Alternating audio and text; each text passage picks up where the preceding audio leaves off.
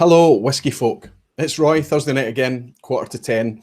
A little bit earlier than usual. It's not at the end of the month. I had to bring things forward by a week. I hope that you all get the notification. I do apologise to my patrons because I forgot to put a notification out there, but most of you know that that's happening, and hopefully you've been able to join me tonight. Welcome, everybody. There's loads and loads of you kicking in the door of the vPub already. 60 of you waiting before I even went live tonight. Fantastic attendance. It just fills me so full of confidence and makes me realise why I do this, just to hang out with you guys and enjoy a dram or two. Tonight's theme is a wee bit about kind of, I suppose, a little bit of nostalgia and a little bit about the concept of chasing whiskey and things like that. But I want to pause for a second. You might have noticed that tonight there's a lot of live stream action going on. You know, the Scotch 4 Dummies are in a car driving across the States right now. The Scotch Test Dummies were live themselves a little bit earlier. Vin did a live show as well tonight.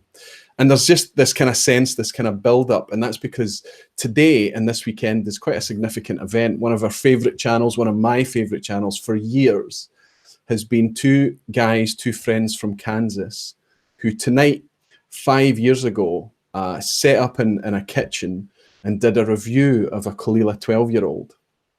Now, I didn't know them at that time. It took me a year or two to discover them and to get into them. And I was watching them for about a year before we made contact and I actually started to get to know the guys. And I just thought that these guys were just fantastic. Such a breath of fresh air and whiskey, just two guys out on a whiskey journey, having fun and sharing that fun, not taking it too seriously on the outside, but clearly, as you watch their development year by year, show by show even, you realised how seriously they were taking it and how much whiskey had bitten them as a thing. And of course, I'm talking about the Scotch Test Dummies, Bart and Scott. And I'm really excited to be part of celebrating, or in some way celebrating, their 5-year anniversary, which is today, 5 years ago today. This weekend, of course, they're getting together with everybody else out in Wichita, Kansas. I would have loved to have been there, but it just wasn't possible. I've got a huge gig on next week with work. But otherwise, I would have moved mountains to get there and spend that celebration with them. But we are going to celebrate with them a little bit. I've thrown out an invite to those guys, and we're fortunate that they are going to jump in on the live and raise a glass so that I can say to them face to face, congratulations, boys. So welcome to everybody. I'll just shout out to you guys and see who's in the chat tonight. I've noticed there's been loads of people in. You've been chatting for a long time already. Fantastic to see you all. Karen's in. Karen Cian. Is that how I'm spelling your handle, Karen? Doesn't matter. I know that you're Karen, and I want to say thank you very, very much for joining and making yourself known in the chat. Karen is a member of my local whiskey club as well. And I saw her as recently as Tuesday night. Karen, fantastic to see you in. Caskmate, thank God you're here. Thank God. I missed your super chat last week. That's never ever happened before. Your humility at the end, I'm so sorry. I've never missed that before. My moderators do a fantastic job of keeping me right on things like that. And the two of them were pinging messages to me to say, you've missed a super chat, you've missed a super chat. But Twitter wasn't sending any messages to me. The direct messaging system that they were using wasn't working. And so I had to log out of Twitter and back in, and all these messages came in. And the Whiskey Rev said, yeah, there's a Caskmate, you missed his. Listen, buddy, thank you so much. And you're saying to me, Roy, thank you for your evangelism on the Lechik 10. I saw that you bought that. You posted a photo on Instagram. I was looking forward to hearing what you thought about it. And if you're thanking me for it with a super chat, you must be pleased with it. And I'm really happy to hear that, my friend. Fantastic to see you. And Mark Padley's in. Fantastic, saying congratulations to the STDs. Jason from Mash and Drum is in. Pegglestrand is in. Thomas S. Fantastic. Christopher Malloy. Scott Kilted Moose, of course, my friend. Wonderful to see you. And George Kaplan is in as well. Fantastic. Matthew Multihaggis Muncher is in. Duncan Hamsworth. Daniel Beekle, or Bailke, is that's a new name, Daniel, is it? Welcome in. You're very welcome here, and it's great to see you. James Bricker is in. James, fantastic big guy, good to see you. Jez Batty, superb, Jez. You and I are finally going to get to meet in a few weeks' time, and I'll talk about that a wee bit later in the stream. Whiskey Jason from Germany is in. Likewise, you and I will get a chance to meet in Germany, Jason. Gregor is in. Whiskey Freedom, fantastic. My friend Whiskey Jason Wise, running moderator tonight. Please, a shout out to Jason as well. He's always looking after me. He's always here, and he's just a fantastic guy. Everybody must know Jason's channel by now, right? Fantastic energy, just great to watch, great enthusiasm for whiskey as well. James Hope is in. Superb, James. I'll get to meet you too. Toon Van Rouge is in. AR is saying hello from Jersey, USA, and first time viewer, Roy. AR, you're very, very welcome. Pull up a seat in the vPub, pour something nice, and hang out with us for a little while, even though it's 5 hours behind for you. I appreciate you joining in, my friend. My Hobby 75 is in. Fantastic, from Central Texas. Howdy to you as well, and welcome in. So many of you piling in. Fantastic. I will try my very, very best to catch up and keep up with you tonight, but it might be tricky because, as usual, there's lots to talk about in the pub, isn't there? So without wasting too much time, super excited. And after I've done this, I'll be able to relax with you guys again. But I've got people waiting, and I want to welcome these guys in, and I want everybody in the crowd just to kind of show their gratitude for what these guys have brought to whiskey, and specifically whiskey sharing through video on YouTube in the last 5 years. They're responsible not just for their fantastic show that they're now doing instead of just once a week like it was originally. They're now responsible for twice weekly shows, for live streams, and in fact they were probably the engine that started the whole live stream thing. They were also the engine that started connecting all of these disparate channels and whiskey reviewers and whiskey aficionados, and they brought them together and started to connect this web of this sense of community within the YouTube environment. The concept of this kind of coin culture that's going on where people are walking around with these coins in their pockets was also they're doing as well. I mean, they're responsible for so many great things. And I'm very, very grateful to have them join me to raise a dram that I get to nominate tonight. And that is my friends. They need to unmute themselves to come in. Is my friends, Scott and Bart. Welcome, guys. You need to unmute your mic, lean forward. You should be able to drop in.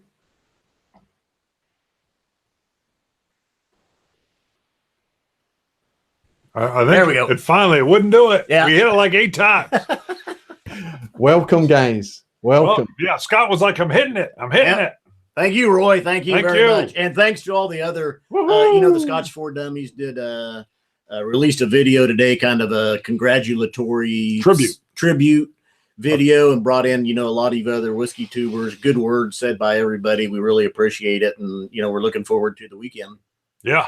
I have to admit to being a bit of a sap in my adult age, and I don't know if it's kids that does that, or as you get older, you get more in touch with your mortality. But I was watching that video today, and I'd seen it before. I'd seen Drew had shared what he was working on, and I got excited about it before. But when I saw it live today, I actually found myself getting a wee bit emotional about it.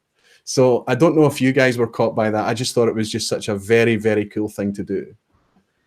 No, it's very awesome. And your part at the end, great editing on your part. Bart's about halfway through it, so we got to go back and watch it, or let him finish watching it. So he hasn't seen your little part at the end. And you got a super chat from Zach just popped in. I did. My friend Zach Andrews and your friend, our mutual friend Zach Andrews, we got to meet Zach in Texas, of course. He's sent us across a virtual dram. Thank you very much, Zach. He's saying, thanks, Roy. Say hi to Scott and Bart. Thank you and the STDs for making this community smaller and closer. That's a fantastic sentiment, Zach. And I think you guys would agree that this technology that we have nowadays gives us the ability to hang out almost like we're in the same room, right? Yep. It shrinks the world. Well, and I'll follow up on that by saying Bart's words when we met in Texas, when you collected me at the airport, there was that sense of familiarity, which I think would exist for everyone after spending so much time virtually like this, right? Completely. Yeah, I love it. I mean, we'd never physically met you before. We picked you up at the airport and you got in the car and it's like we just hung out a few days ago. I mean, it was like, hey, I feel like I see you more than my brother, and he lives in Chicago. So, yeah, it was fantastic, and it was kind of bizarre because, normally you have to spend a bit of time working each other out, getting to know each other a little bit, being a bit polite, but there wasn't any of that. It was just picking right up from our last chat, which was just fantastic. No, I knew we were good when you were like, it is hot here, and in the back seat you took your shirt off. Just kidding, he didn't do that. He didn't. I took my kilt off. Just you were like, wow, it's hot. It's hot here. You know, real quick though, I know originally when we started planning this, you were looking at coming back this weekend. There were some work conflicts. You know, it was going to be tight. When do you come in? When do you fly out? When can you get this project done and stuff like that? And then when Austin come up, you know, and going down to the opening of the Crowded Barrel Distillery, that was a much better opportunity for you. And I think you were a little worried at first because we were planning on you coming back for this in October. And I said, Roy, I mean, it's just about meeting you. If this works out better in August, by all means, let's do it. So I thought that was awesome, just getting you back to the States and being able to meet you in person, even though it's not in October like we were originally talking about. So. Right. I think that you guys both know that I would have gone into significant debt to get there if it was at all possible. I would love to be there hanging out with you guys in the community that you're building over there as well. It would be fantastic. But right now, as I'm sitting here tonight, I'm really quite glad because I have a mountain to climb next week for the day job. And the idea of going out to the States and then flying straight back in to do that project next week is pretty terrifying. Sure. But there will be, I hope there will be another opportunity to do this. I hope this is going to be the first of many. And there will be the opportunity for us all to hook up. I hope this gives you a taste and an appetite to get people together in the real world like this. Yeah, I think it'll be real fun. I think when all the folks get here, and that I think there's going to be that sense, that feeling of familiarity with everybody, just like what we had, and the ability to just hang out. Like for me. You know, I'm just looking forward to that relaxed hangout because I know that whiskey brings people together. So, and these are whiskey folk that, you know, are bringing whiskey. It's just going to be, I think it's going to be a real natural thing that just evolves. Absolutely. I've had a super chat in from James Bricker across the States. We got to meet James. You might remember James doing the speech from halfway up the stairs at the semi-secret tasting on the Friday. But James has said, Scott, board games are still cool. And then says something in Bam. I may even bring a game or two for the brewery after the Friday tasting. I got a few games that work real well in a little light area. So if there's a few gamers there and they'd be like, hey, I'd like to play something, boom, I'm going to break a little something out. Plan your late nights in Kansas, boys. That's right. I've had the Colours Blue things as well, saying Scotch Test Dummies, congratulations, guys. I've been watching you for 3 or 4 years now. It's been great having you there to share the whiskey journey. Yeah, it really has. Colourless Blue things. It's been fantastic. And the crazy thing for me is that I never imagined that I would get to know these guys and as like this, the way I'm chatting to them just now, but to get to meet them when I was over there in Texas as well, and to build on that relationship and become friends is just kind of blows my mind, because I listened into your live stream before my live stream tonight as I was setting up, and you started to recall a lot of the episodes, right? Your favorite episodes, the strange episodes, things like that. Mm-hmm. And I wonder if people in the vPub tonight, I'm sure that they've got their favorite STD episodes. I've got 2, and they were both mentioned tonight. Everybody knows my favorite is Cousin Shane's. That when he sang Hallelujah, I can still watch that now, and it still makes all the hairs on the back of my neck stand on end. It's fantastic. But the one that my wife and I both love, and we go into stitches laughing with, you mentioned tonight as well, and that was the yoga episode. I'm glad that worked. Now, you talked earlier about it being like an awkward thing, and you look back on it now and you see yourself in it now thinking, what made you do that? But it's that kind of not taking yourself too seriously, that kind of that just kind of giving yourself up to the audience almost. It just makes it magical. And I think there was a section in the middle that's actually been, it's kind of speeds up, right? Yes. And I don't know if that was for humorous effect or just in order to get you guys through it. But Both. if anybody has not seen the yoga episode, what is it you review, Scott? Do you remember? The Balvenie 14 Caribbean cask. Okay, so just search for Balvenie 14 Caribbean cask. It's Bart and Scott doing, well, Scott's doing yoga. Let's say that. What? Am I being cruel? No, you're good. What's funny is I've been doing yoga for real lately, so now I understand a little bit more. But yeah, it was interesting. And that Under Armour shirt back in the day, maybe in the 30s, used to fit. Back in the days. Yeah, now the tight, athletic, cling, support nature is more like, whoo, I'm fat. So. Yep. I feel your pain, big guy. I feel your pain. I've had another chat in from my friend over in Germany, Whiskey Jason, and he's saying thanks for the inspiration and support. Jason has obviously been a guest on your show as well, which is another fantastic thing that you guys have done. There's a lot of people that would come into this. I'm popping this. Obviously, as a nod to you guys, your first and your 100th, I think, review, right? Yep. Yes. Well, and that's what we grabbed as well. You said you had the Kalila 12, so we grabbed it off the shelf and thought we would have a dram with you real quick. Fantastic. Shrinking that ocean just a wee bit more. Yeah, but it's that thing that you've done, as I was mentioning Whiskey Jason there, that when people would consider that these channels would kind of be competing for views, competing for minutes viewed and competing for subscribers, what you've done is you've been able to take that idea and just trash it and make the whole community understand that we're so much more appealing. It's so much more beneficial to the community as a whole when we collaborate, right? 100%. Yeah, and we already all love whiskey. So why whiskey brings everybody together, including the whiskey tubers. That's right. And what we're actually doing is we're building a community in YouTube rather than channel by channel. And I think when we collaborate, it just kind of reinforces that message. And what we do is we take the chat from live stream to live stream, from comment section to comment section, and you start to get to know all the people and the characters and the commenters and things. And I think it's a fantastic thing to do when it's difficult to get out to whiskey societies and whiskey tastings and distilleries and all of this thing. Not all of us are able to do that, right? Exactly. Whoop. Sorry, speaking of the coins. I was getting Bart a coin there. Yeah. So Whiskey Dick, we just got in the Whiskey Dick coins, which are nice. And then the PPW, which is a proper pour whiskey club out of in Colorado Springs. That's Wes, and Wes is on his way to Wichita. He might be getting here just about now. He's going to be here tonight. So that's right.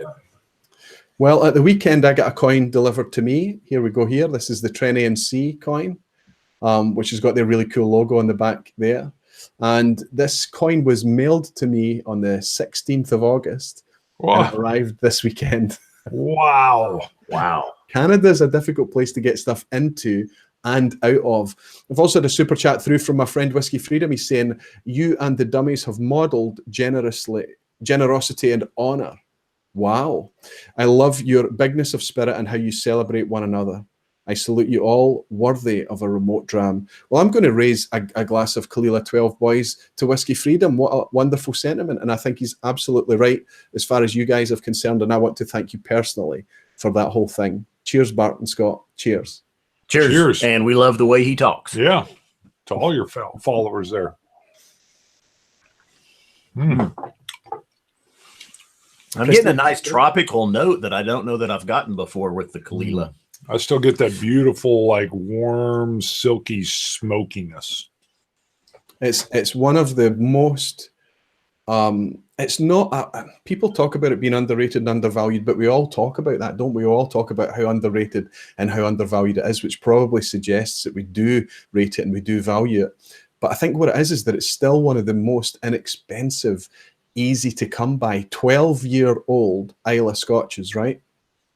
Yep. And we've kind of grown with the bottle. I know when we went back to it, even at our 100th episode, I was getting more out of it than we definitely got at that first. I mean, that very first show, I don't even remember. How did we choose Kalila 12 though? I think you had just said, I think this might be good.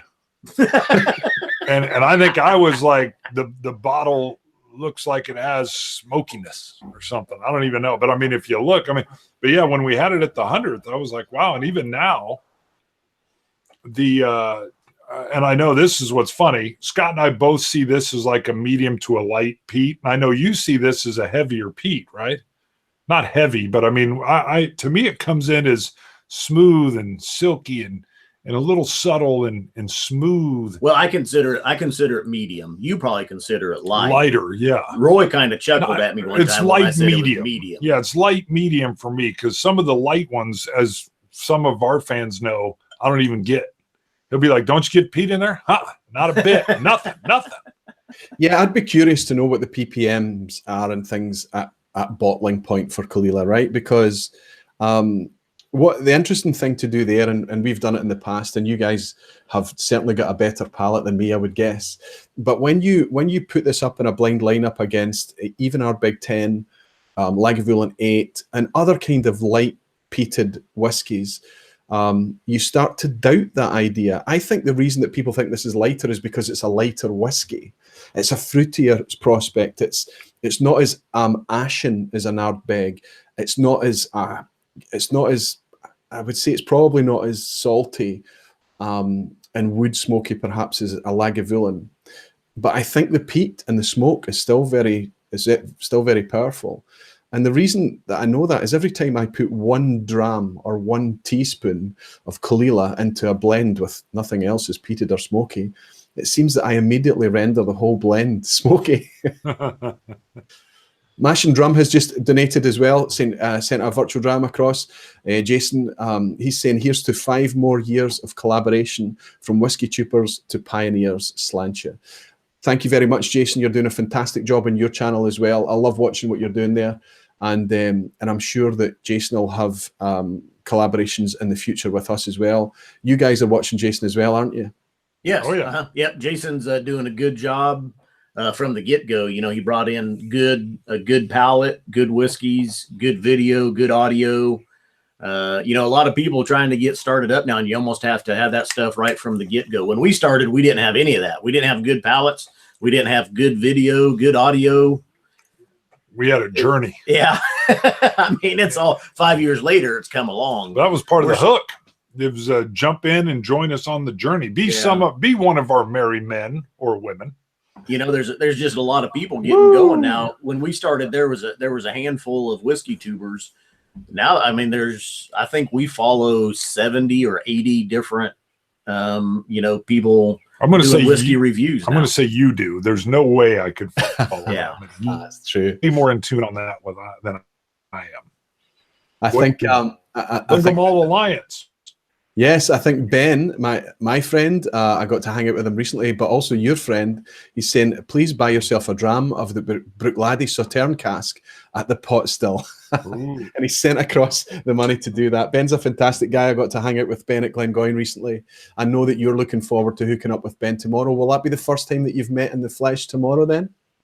Yeah, and Ben's getting in about 10 in the morning. We're going to pick him up at the airport and probably go right to Bart's and might shoot a video or 2 with Ben right away.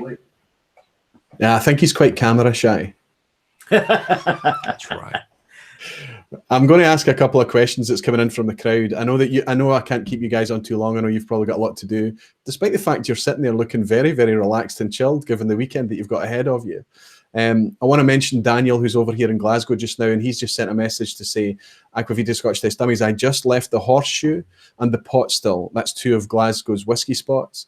And he's saying, on my way to the hotel, hope I don't miss everything. Well, you might miss something, Daniel. I guess it depends entirely on how many drams you've had in the meantime.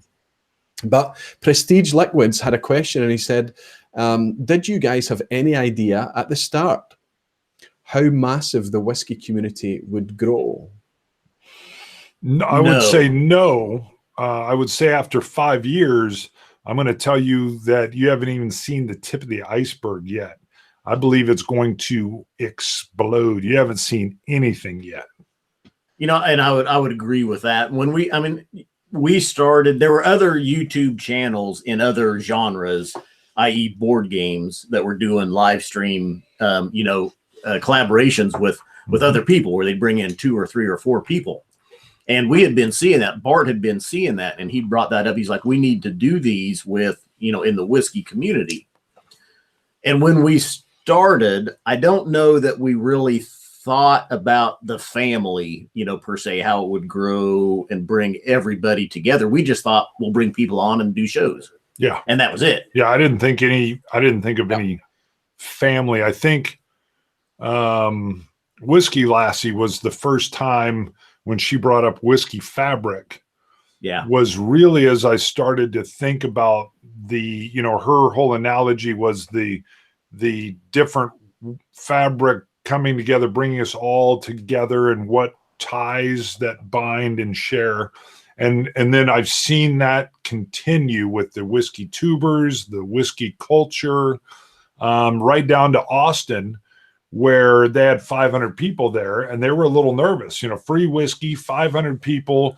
Could it get crazy? 120 degrees. 120 degrees. Could it get crazy? It could. Nothing. There were just people were running around with their shirts wrapped around their head, and that was just Roy.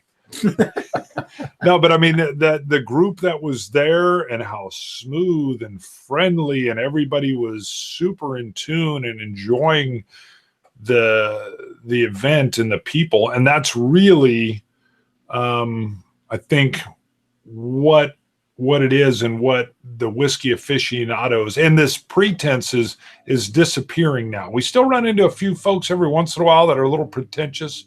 You don't know how to say it, or you don't look right, or you can't drink it that way. But mostly that's disappearing. And I think any of those attitudes are going to be completely gone soon, because there's so many folks coming in that just enjoy the spirit. Yeah, and I think that's a generational thing, and I think that the more the younger generations are picking this up, not just to drink it, but actually because they're impassioned and they want to learn about it, and they realize that there's something in it. And then as they're enjoying it, they start to realize, exactly as you've just mentioned, talking about the whiskey fabric thing and Whiskey Lassie, but that idea how fantastic whiskey is at connectedness, at bringing people together. That kind of toast thing that I have, that it says on the coin, it's not whiskey until it's shared. That's just part of this little kind of toast thing. It's not whiskey until it's shared. If you're on your own, turn to a stranger, and then realize that there are no strangers in whiskey. And it's exactly like that. If you're in a pot still in Glasgow, you could go in on your own, go in with a friend, but I guarantee you, when you leave there that night, you've been sitting talking to people that you had no idea what their name was when you walked into the pub. And I think it's a fantastic, fantastic thing for that. Yeah, I agree. And go ahead. I was just going to say, let's let Roy get on with it. I think if we have our toast, and sure, we'll do that. And you did have, I think you had another. There's a question there. Yeah, well, it's Gregor in France. He's come in and said the Kalila 12 is probably the most democratic peated drams in terms of value bang for your buck, as you may say. I would agree with that. Whiskey Throttle, Daniel, I've already mentioned. I hope he's back at his hotel now. Jag is in now. Jag usually misses the live streams. Jag, it's fantastic to welcome you in finally. And he said, notice you will be talking about when they draw the line with chasing whiskey. Yeah, that's later on, Jag. I'm going to start to talk about chasing whiskey. I'm starting to venture into malts age 18 plus, but the majority cost £80 at Leach, which is above my comfort zone. Well, that's the job of the community, Jag, to get together and find where the value is, find where the engagement is at a much lower price point, where the good stuff is, where the brand has not overtaken the liquid yet. Right. Just try and pick up if there's any questions for you guys before you go. Caskmate is saying Aquavite, the Kalila uses the exact same malt as Lagavulin. I've heard the same thing, Caskmate, but I can't verify that. I think it's possible that is true. And my friend Cap and Make It Happen, thank you very, very much, is saying whiskey was a working person's drink and anything but pretentious. And you guys are all helping bring that back. Thank you all. And he sent a virtual dram as well. Thank you very, very much, Cap and Make It Happen. And Daniel Whiskey Throttle is saying he's getting in the taxi now back to his hotel in Glasgow. Okay, boys, do we want to sign off and let you go and get organized for your fantastic weekend of shenanigans and celebration? You bet. Sounds good to me. We better do something. That's right. right, on my channel, indulge me, please. Raise those glasses and give me the send-off Dummies style. All right. Scotch it, you Scotch gods. Cilantro. Dummies. Well done, guys. Love you. Thank you very, very much, and have a fantastic, fantastic weekend. Thanks for joining. Thank you, Roy. Thanks, Roy. See you guys.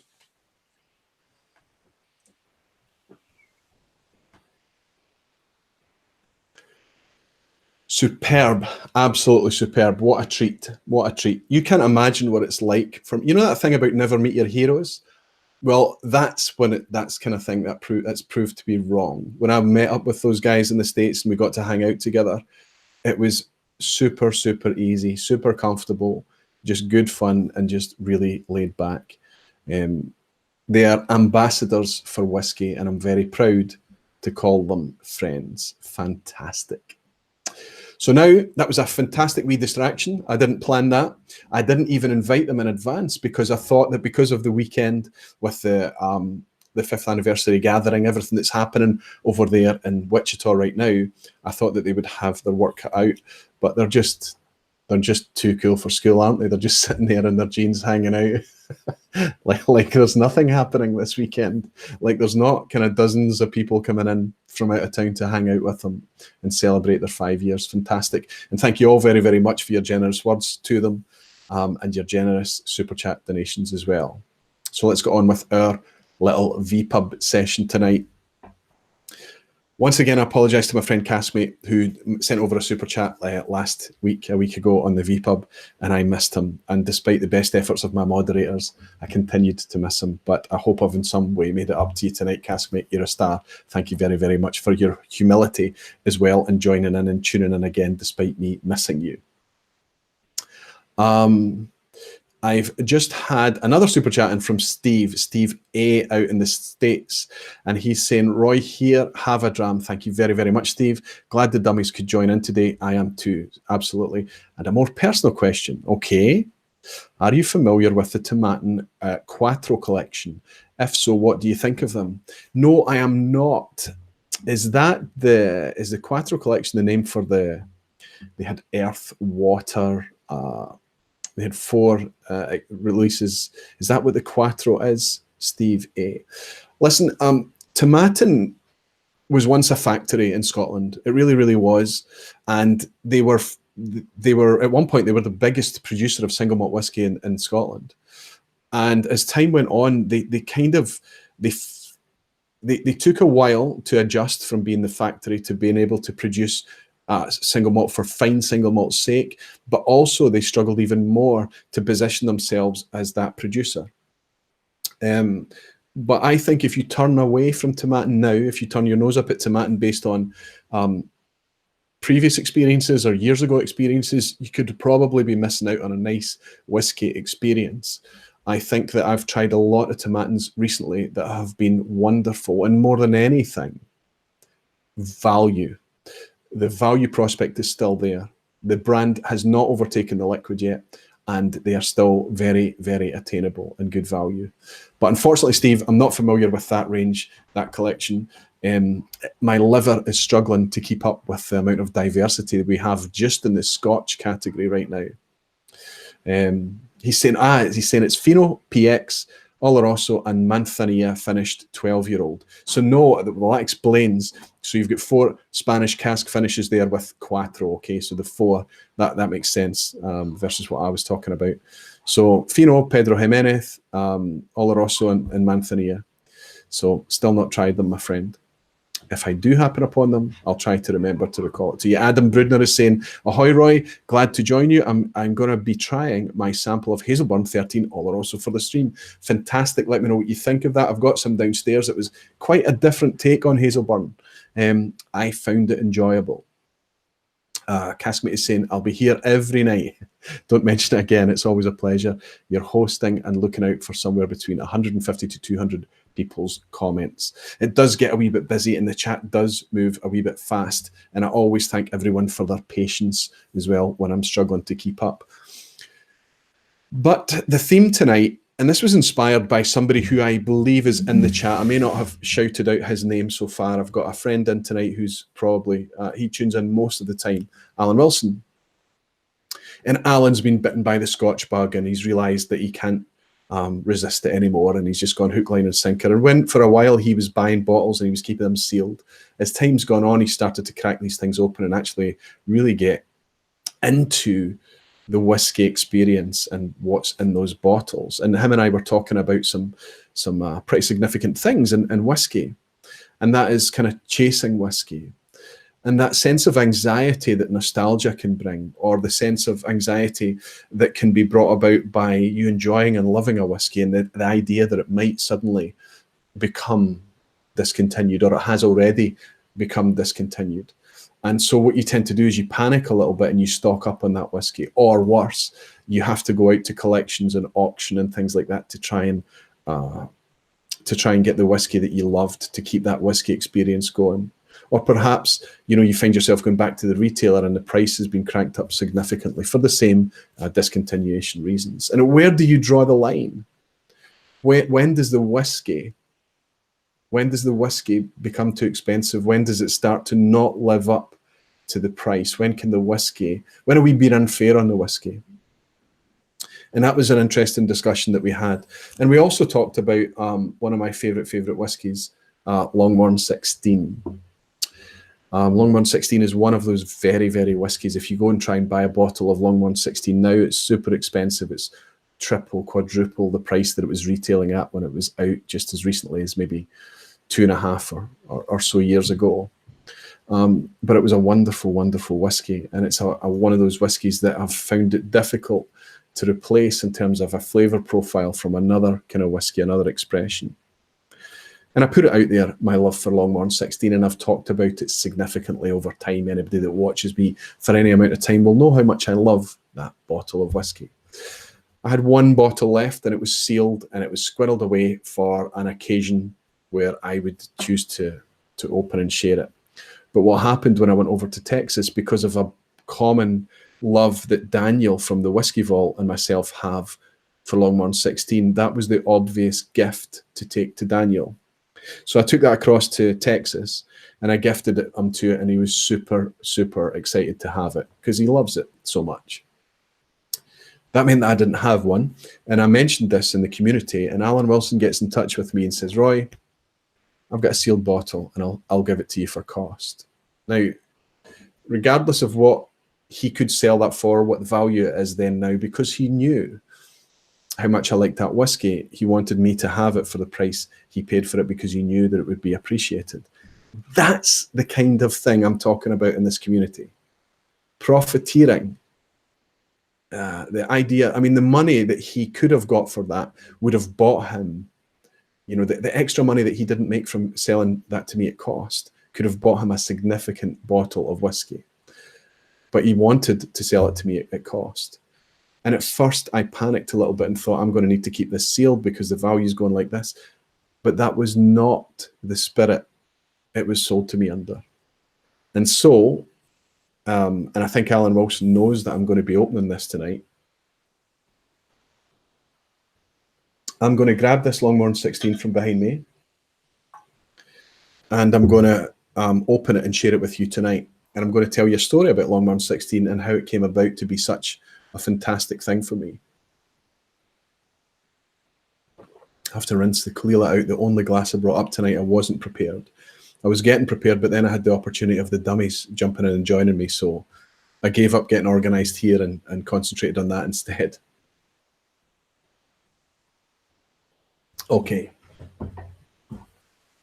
I've mentioned before, be very, very careful how you pick up this box, because if you pick it up from the top, it flips open like this and it tears along the back. But this is the Longmorn 16 we're talking about. There's a current contemporary Longmorn 16 that's in a slightly different, more kind of purple type box, but this is in a kind of olive green, dark coloured box with a green stripe. As you pop it open here, there's a little thing that says Long No More on it. The bottle, when I first saw this bottle, I thought it was quite pretentious. It's got this faux leather base on it and this kind of metallic effect cardboard lug. But this base has a really cool practical application. I mean, if you're putting it down on a hard surface, it doesn't chink and clang and crack. It just kind of there's a nice soft thud as you put it down. So I've come to love the packaging. Actually, I really quite like it. This is non-chill filtered. It says so on the bottle. It's natural color. It's presented at 48% ABV, and it's got a big 60-year-old age statement on there. And you could buy this originally for £49, and I bought this in duty free. And the reason I bought this is because my friend, the Whiskey Rev, was evangelizing about Longmorn 16, and he was saying that he's read up on it and we should look out for it and try and find it. I happened upon it in the airport and just picked up a bottle and brought it home, and we opened it and we shared it together, and it was very, very good. It was delicious even. But over time, as I got to know that whiskey and that whiskey got to know me, my palate adjusted to the whiskey. It was epiphany after epiphany after epiphany. It was the bottle, I think, that taught me how to appreciate layers in whiskey. How to not continually look for the same thing over and over again, but just let the whiskey speak to you. Let the whiskey do its thing. Don't just sit with it. Play with water. Wee drops of water at a time. Wee drops of water at a time. So Alan, I'm opening this one for you, big guy. Thank you very, very much for this bottle that I can have in my hands and open and share once again.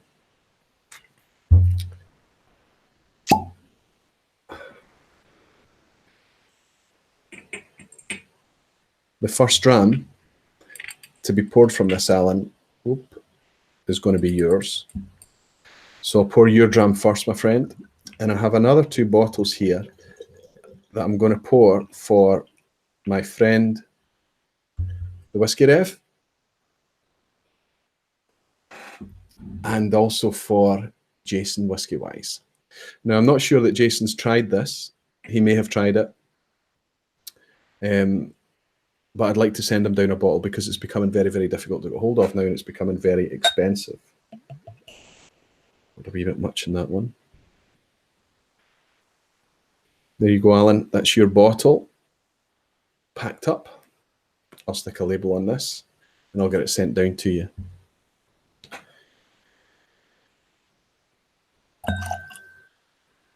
Now, we have a neck pour situation here. This is a freshly opened bottle. But I think I know what I'm looking for in this whiskey now. I think I know what I'm hoping that it's going to give me. And the first thing is that I'm expecting is that overwhelming kind of cream, pineapple, peach, creamy peach tropical nose. It's like tinned peaches. It's like you've opened the can of tinned peaches and the sugar syrup's in there with the peach, but it's like you've added cream. There's this creaminess here. When I remember when I was first enjoying this, my kids were a lot younger and they were eating this this yogurt thing. It's petit filou. It's like a set yogurt, and their favorite flavor, it still is their favorite flavor, was apricot, and it's like a peachy apricot flavor. That's exactly what this is.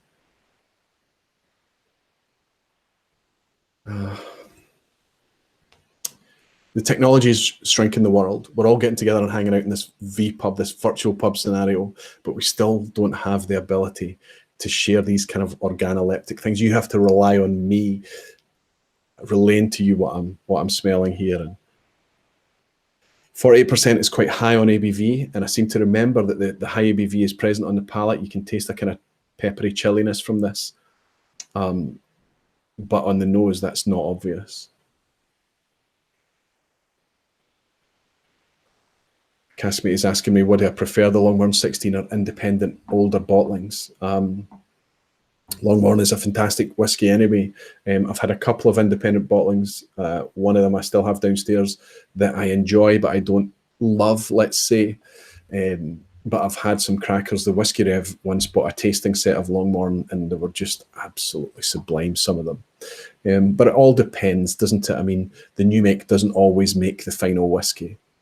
sometimes it needs to be looked after. It needs to be in a decent cask and things. Our Baggy Andy, good to see you in. Longmorn was ruined by the Markin boys and those stupid bottles, and the price rocketed.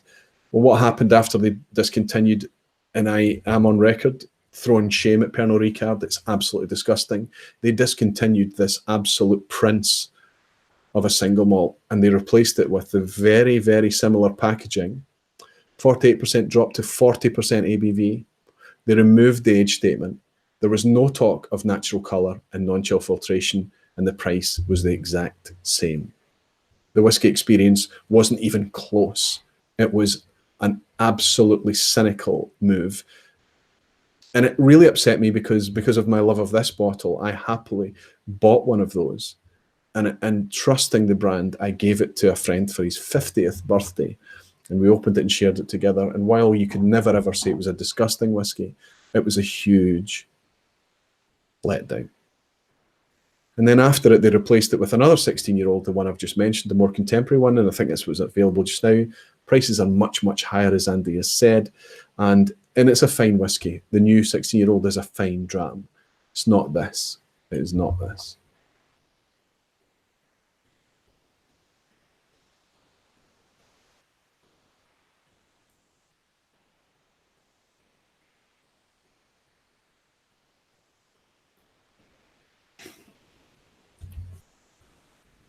Subtle, very subtle. If the sherry's in this, if there's a sherry cask in this, it's in the background. It's like a refill sherry butt type spice, but it's way in the background. There's lots of vanilla creams going on here. A little bit of clove, no, maybe like a eucalyptus, like a locket sweet. I get that a lot in whiskey.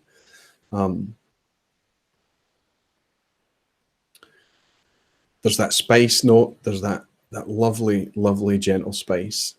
And I know that the way I'm drinking whiskey just now, cask strength whiskies, is what I'm enjoying. The higher the ABV, the better most of the time. So 48%, this is sitting very, very happily and soft on my palate.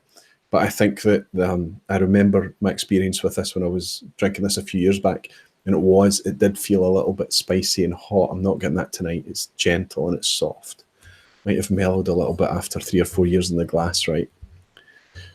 Fantastic, fantastic stuff. Alan, I'm really, really keen to get this little sample sent down to you. Rev, you'll get one sent up to you as well. And Jason, and I'd love to hear your feedback to see what you're getting out of this as well. Let's catch up with some of the chat now that I've had my kind of little monologue and private moment. Can you see the bottom of the bottle, Greg is saying? Got a bottle from 2008. It's not a fantastic one in my opinion. Recent batches are much better. This wouldn't be from 2008 if you're talking about this one, Gregor. I think you're talking about something different because this came out about 2013, I think, and it only lasted. I don't even think it lasted 3 years. Anonymous Whiskey is saying Aquavita was responsible for getting me into adding water. I hope you're still continuing to do that, Van. I mean, you don't need to do that with every dram. I don't do it with every dram, but it's nice, especially when you've got the time and the notion just to sit there and play with water. And whiskey just gives up so much more when you give it that time. Alan is saying, you're welcome, pal. Thank you very much, buddy. Castmate is saying, what do you prefer, the Longmorn 16 independent? I've covered that one already. Thanks, Castmate. Longmorn is revered by blenders. It is said, because it's one of these fantastic dressing malts, it is said that anything that you add it to in terms of a blend, it adds a positive effect to it. And they love it for that reason. It's in high demand. So for a long, long time, Longmorn was not, it was difficult to get a hold of Longmorn as a single malt. There was a fantastic Longmorn 15 that was out for years and years. And then it was discontinued and eventually replaced by the 16. I actually think the 16 is better than the 15, but the 15 I've had was obviously an older bottle, so it'd been in the bottle for a while. Maybe it wasn't as fresh as it could have been if you were drinking it at a contemporary point. Malt Chronicles, hey Bart, it's saying I was busy packing for my trip and forgot about the vPub. You're forgiven. You made it. Don't worry about it at all. And the great thing is that you can always pick it up on the replay. DDI Network is back in again. Fantastic. Good to see you back in again. It's wonderful to welcome you again. Mark is in, Mark Goings as well. Superb. What do you think of the new Longmorn 16? I've already mentioned, I think it's a very, very decent whiskey, but it's a different style from this. I would say it's more kind of baking spiced, sweet, more kind of sherried in style, whereas this is a lighter, creamier, more subtle, complex prospect, I think.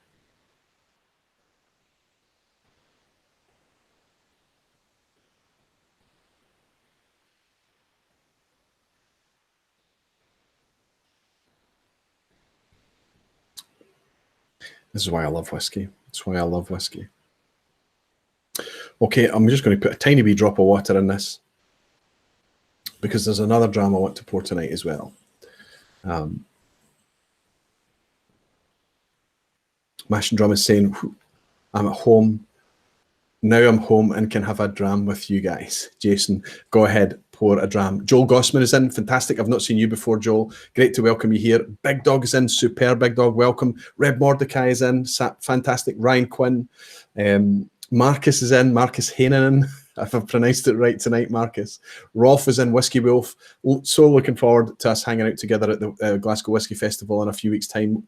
Rolf, that'll be fantastic. The Whiskey Jam is in. Superb to welcome you. One of my most recent supporters as well. Superb. Still a lot of you in. Fantastic. I haven't lost you all while I've been sitting here quietly sipping this whiskey more. Neil Olson is saying, hi Roy, enjoying Highland Park 18 as I watch you sip your soul whiskey. Well, it's one of my soul whiskies, Neil. It's one of them. There are a few. But it is one of those whiskies that you just kind of want to sit about and take your time with. And I think that, you know, obviously I've opened this tonight. It's the first or second pour out the bottle. And this whiskey is going to kind of settle down a wee bit over time and give up hopefully some of those pleasures that I had a few years ago. And that's kind of the theme, the idea of chasing whiskey. So when you have these events, these moments, you know, these little epiphanies with whiskey, you want to kind of continue that. And it's not always easy to have the same epiphany with the same whiskey all the time, right? There are very few whiskies that can do that. So what you end up doing is you start to kind of try to hoard these whiskies that have given you that epiphany, or you start to seek out these whiskies and based on their reputation and the fact that other people are raving, people like me, of course, are raving about these whiskies, and you tend to start to be tempted to pay over the odds. And I'm not just talking about hunting it down through an auction or a collector or, you know, the secondhand market or whatever it may be. I'm talking about, you know, paying the increasing retail prices based on reputation or based on past experiences.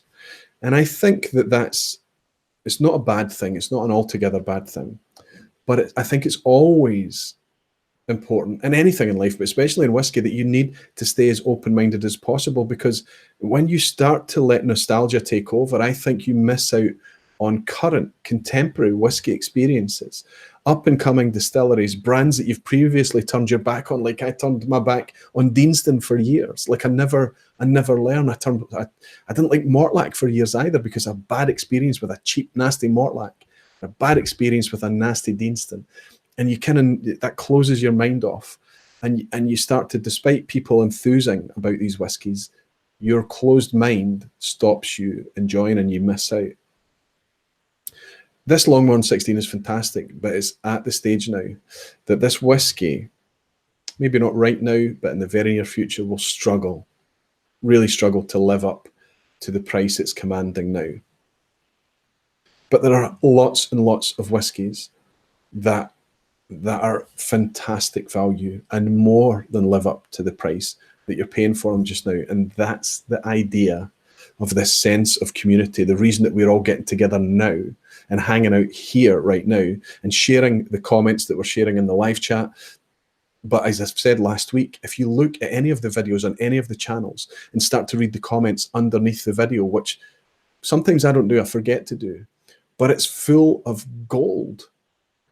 Now, of course, it's opinion, but there are things on there that you realize that there's patterns build up. Everybody starts to talk about the same whiskey. Everybody starts to rave about the same whiskey. And a lot of these are things that you might not necessarily reach for as you walk into the store or you're shopping online or whatever.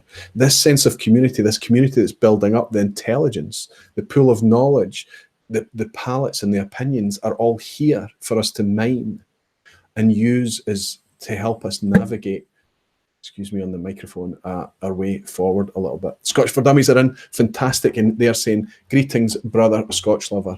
I don't know if that's Andrew, I don't know if that's Sean. I think it's more than likely, given the typo, I think it's more than likely Mark Broda, as he's sitting in the passenger seat of that car on their way to, where was it they're going to stop over, St. Louis or somewhere. So cheers to you, Mark Broda and Drew, heading on their way to hang out with the Scotch Test Dummies this weekend.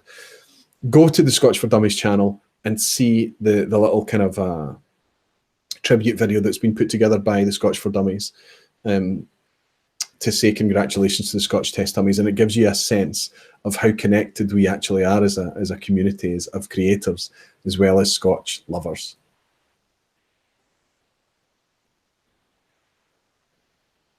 Very cool video. And an absolutely delicious whiskey as well. Brandon Lee is in. Fantastic to see you, Brandon. Superb. Welcome in again, my friend.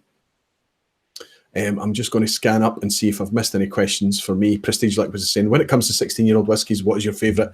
There's a bunch of 16-year-old whiskies I love. I'll be able to rhyme off a few. Lagavulin 16, of course, if you've seen my recent video for what that means to me in terms of my whiskey journey. Mortlach 16, the Flora and Fauna Mortlach 16. Again, that big, heavy, meaty, savoury texture. Again, it's one of these whiskies that would have us suffering from chasing it. It's one of those carrot whiskies that we're tempted to chase. There's no way the Mortlach 16 can live up to the prices that it's commanding now, but it's still a wonderful 16-year-old whiskey. Anok 16 is, again, another one of those ones that was discontinued, exclusively bourbon, ex-bourbon matured Anok, all refill casks, 16 years. So, you know, the spirit is there, the Anok spirit is there. It's had 16 years in ex-bourbon, probably fairly tired ex-bourbon casks, sitting out there in a warehouse for 16 years. So the wood hasn't overtaken, but it's got a voice. The spirit is still intact, and the environment has had a chance to have a voice as well. And those three elements came together in that Anok 16, a fantastic but very subtle bottle of whiskey. There's lots of 16-year-olds that I really, really love. I think Aberlour 16 would be fantastic if it wasn't presented so bloody soft. I always feel robbed with Aberlour 16 because it's got that potential of being a wonderful whiskey, but they put it out at 40%. And for me, in my whiskey journey, and I'll admit it's just me and it's just my opinion, when you sip that 40%, you can't take the ABV up again. It's not like adding water or anything. There's nothing you can do. It's just there. And it always tastes to me like it's been diluted beyond its peak for me. But that's exactly the market's intended for, and I understand why. Jason is saying the mash and drum. So if any of your go-to everyday whiskies went up in price to a degree that you're uncomfortable with, would you still buy it? No. If I became uncomfortable, no. Having said that, you know,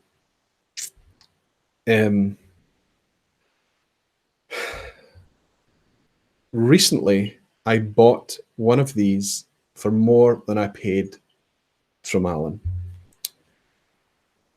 And it was because how I felt once I knew that there wasn't a bottle of this available to open in my cabinet anymore.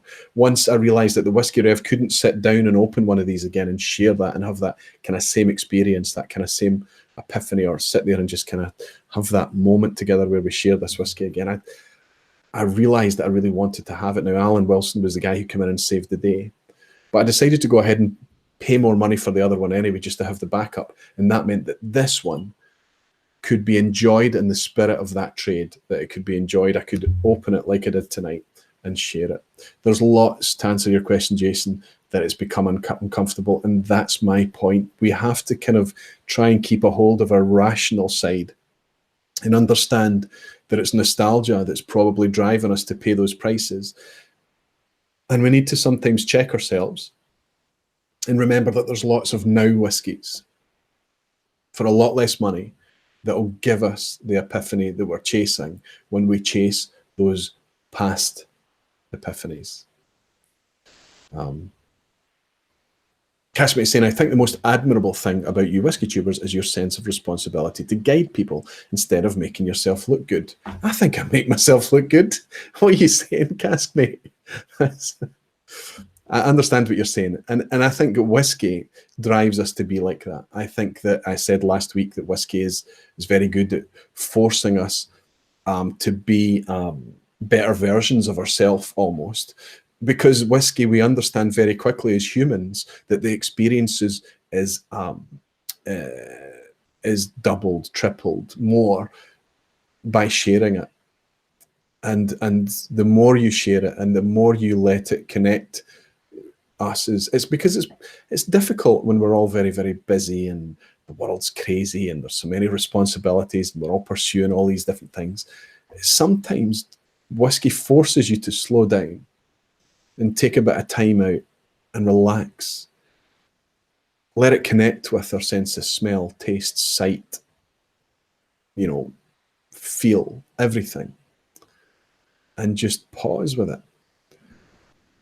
And it's hugely, hugely enhanced by sharing it in company, I think. And I think that the reason that it works so well on YouTube is that people think you see the person's face, you see the reaction. You physically, when they're reviewing a whiskey on YouTube, you physically see the effect. Let me use Jason, who's in here, as I've already spoken about this. Jason at Mash and Drum, go and watch his Lagavulin 8-year-old review. He takes his first sip of an Islay whiskey, his first sip of a Lagavulin live on camera. You physically share that moment with him. And you can empathize with it because it's happened to you. And you remember when it happened to you. That's a fantastic thing. And you could be the best writer in the world, but it's difficult to write down that shared experience that the kind of video medium can give you. Hump and Humbug, fantastic name. Welcome in. It's saying Flora and Fauna Mortlach is outstanding. It is. Can you imagine how outstanding it would be, Hump and Humbug, if it was at 46%, 48%? Oh, just imagine. But it is fantastic. Let's scroll down and see. Adam Brunner is saying the Hazelburn is great, fantastic. Glad you're enjoying it. Macerated berries, candied citrus, earth, toasted cream, mint, and cooked sugar. Delightful. I do get a wee bit of, and a lot of people like this, and I'm one of the ones that like it. I'm not put off by it. That kind of wee bit of sour, kind of slightly, ever so slightly bitter, sulfur notes. Wee bit of dark chocolate on there, a wee bit of black olive. I got all of that in that Hazelburn 13-year-old Oloroso. But a fantastic whiskey, and certainly one to take your time over as well. T Green, fantastic to see you. T Green is saying, just home from work, and I was able to pick up the last bottle of Balcones Mirador at Total Wine on the way home. You're going to love it. If you like Scotch, you're going to love it. That's a fantastic whiskey. And Whiskey Throttle Daniel is saying, I'm safe at the Hotel Roy. Superb for you to continue joining in here, Daniel. I'm hoping that I can head on into Glasgow and we won't be able to share a dram first thing in the morning, but we'll be able to shake hands once more and share a coffee together. What time is it? Oh my God, it's already an hour and we've been an hour, haven't we? Yes. There is a quiz tonight. For those of you that want to hang about for a quiz, you're very, very welcome to stay here. I will warn you in advance that the quiz is very Whiskey Rev heavy tonight. I didn't have the time I usually have to create my own questions, and I dipped heavily into the Whiskey Rev reserve pool. I have to say, they're not as hard as normal, most of them. Colourless Blue Things is saying, very well said, Roy. Having said that, I would be tempted to pay a bit over the odds if I had a chance to pick up a bottle of Jameson 12-year-old. A huge step in my whiskey appreciation. Yeah, so that's a very valid point, Colourless Blue Things, because it's a bit like the Longmorn 16 to me. If I paid, let's say, the price that this is fetching now at auction, and then sat down with somebody who was fairly mature in their whiskey journey, but had never tried this before and shared it with them, they would be looking at me thinking, why has he paid this money for this bottle? Because they didn't have that epiphany. This bottle means a lot more to me and a lot more to a few other people out there than it perhaps does to somebody sitting down and sipping it as something that's way, way more expensive than it was when we had our epiphany. Scots for Dummies is saying, what's the chances we could get you to record the audio reading of The Hobbit for us? We could all sit around and drink Scotch, listening to the tales of Bilbo Baggins. I've never been a Hobbit fan. Everything Dummies is just a question of price. Let's say that. Whiskey Wolf is saying half time. It's half time already, Whiskey Wolf, and I'm determined not to run over 2 hours again. There's a couple of things I want to mention. I want to mention as well that I did a Patreon on the live stream on Monday night this week. It was fantastic. Lots of people turned up for that. Really cool, relaxed little hangout on Monday night. And I drew the Ralphie tickets. So there's a couple of guys coming along with me to a Ralphie tasting on the 11th of November. And I drew the prize, the giveaway for those tickets. And I was really pleased with the outcome, and I'll share with you who those guys are. But obviously there's a lot of people that couldn't get to Glasgow for the 11th of November. So there's a care package going out to my friend Zach Andrews over in the States. And I've started to curate that care package for Zach and also my friend in Canada, Vito Gagliardi. Now, Vito and Zach, there's a couple of things I want to get and pop into the package. I hope you're not in a rush for them. You know what Aquavitae is like, tends to take his time over things. But I'm curating those care package for you guys because you couldn't get to Glasgow. But the guys that could get to Glasgow are Jez Batty. Jez is coming to a Ralphie tasting with me. It's a small tasting. There's only about 30 odd people in a room in the Good Spirits Company in Glasgow, hosted by Ralphie. Now, what Ralphie does in order to raise money for charity, because it's just the guy that he is, he takes bottles out of his own collection, 6 bottles, brings them along and shares them out with this room. And introduces them and talks about the whiskey, and it takes questions from the crowd for a regular tasting. I did it last year. It's a fantastic thing, and you get the appreciation for just how cool a guy Ralphie actually is. So I'm really excited to take some of the community along to that with me on the 11th of November this year, and that's Jez was my 2nd ever patron. So it's fantastic. He's been supporting me from the very, very beginning, and it's going to be great for me to shake Jez's hand and go along to that tasting with him. On the back of that, a couple of other guys have picked up tickets and will join us as well, so it's just James Hope. The other guy who's coming along actually sent me a message in advance to say he had to withdraw his entry for a ticket.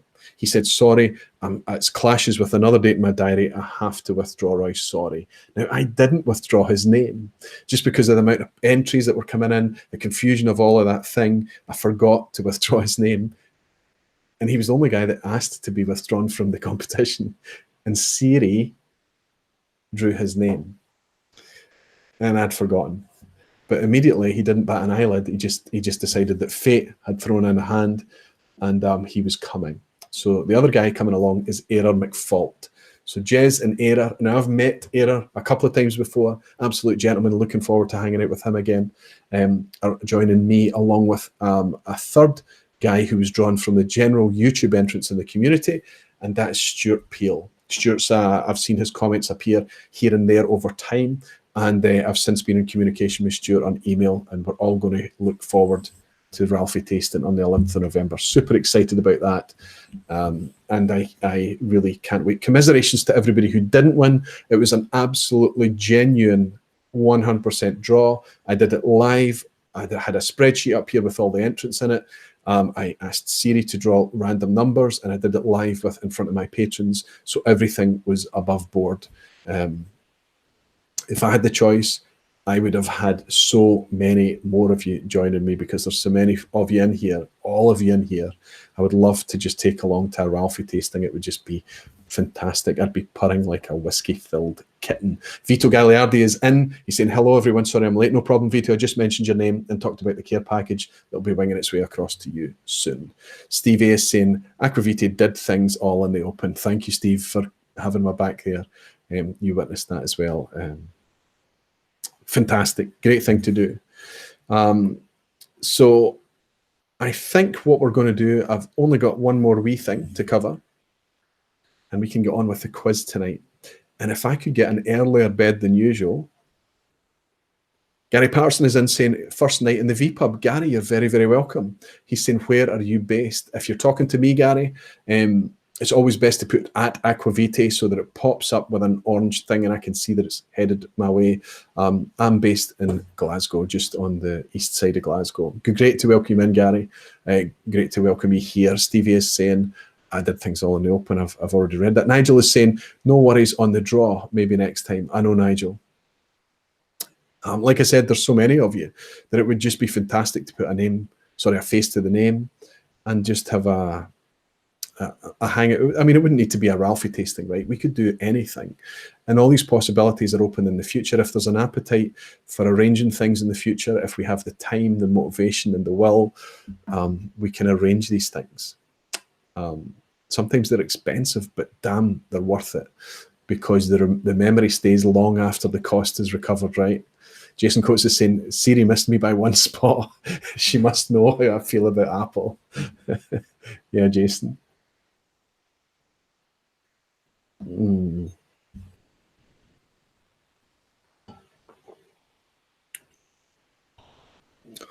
Great wee glass of whiskey. Let's rinse this glass out before I pour my one of my last drams of the night. Walt Chronicles is saying, watch out Ralphie's guns, they're ripped. Jez is saying, it was a fix in my favour. Simon Ray is saying, which could be your go-to shop, whiskey shops in Glasgow? The one I use most often, and I know the guys in there as well, fantastic shop at the top of town in Bath Street called Good Spirits Company. That's where the tasting is. The Ralphie tasting is as well. Great guys in there. Great wee shop at the top of Glasgow. They do lots and lots and lots of tastings, very inclusive, cocktails, gins, world whiskies, lots of Scotch tastings, lots of hosted tastings, but they also do tastings where they themselves just go and pick what they want from the shelves. Fantastic shop, fantastic community builds up around that shop as well.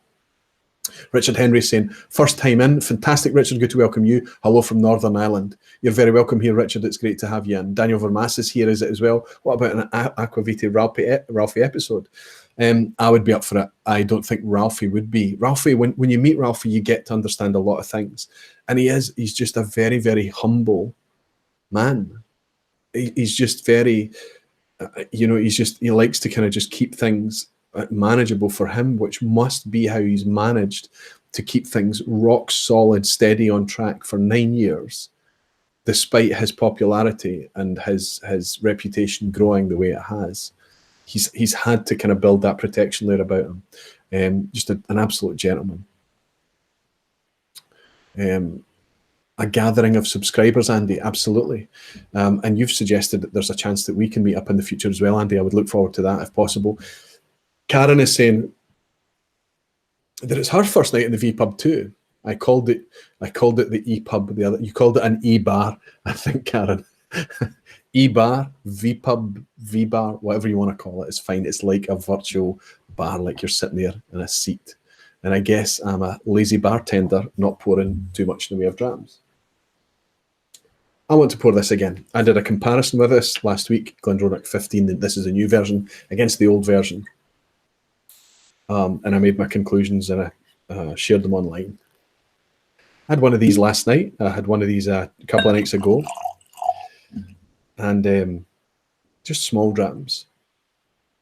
But you know when I'm talking about now whiskies, I mentioned a week ago when I tested this against its counterpart. It's a completely different whiskey. It was always going to be a different whiskey for all the reasons I spoke about in the last live stream. But I mentioned that this is a good whiskey, and I talked about how it should not really be compared to its predecessor, despite the packaging being absolutely identical, right? I talked about how it should be compared to its peers at the price point that it's available for now, rather than what it used to be. This was a 40 to 45 pounds whiskey. It's now a 60 to 70 pounds whiskey.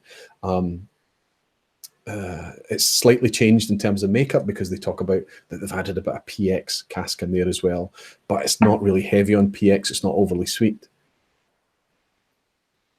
And if you talk about sherry bomb whiskies, it's difficult to get a true sherry bomb. You can get sherry matured whiskies at 8, 10, 12 years, but if you're looking for a really deep, inviting sherry bomb, that it's difficult to get that at a reasonable price. If I compare this to its peers with my rational head on and forget what it used to cost and what it used to be and what it used to be available for, this is a cracking whiskey. Glendronach 15 Revival, the revival of the revival, is a now whiskey. It really, really is. And if somebody tries this and says that it's not good, ask yourself, are you comparing it to one of the old expressions, which was clearly much older whiskey? And do you favour that palate, that profile of the heavy, dank, deep, dark, rich, older flavours? Because this is a much fresher, much more vibrant dram.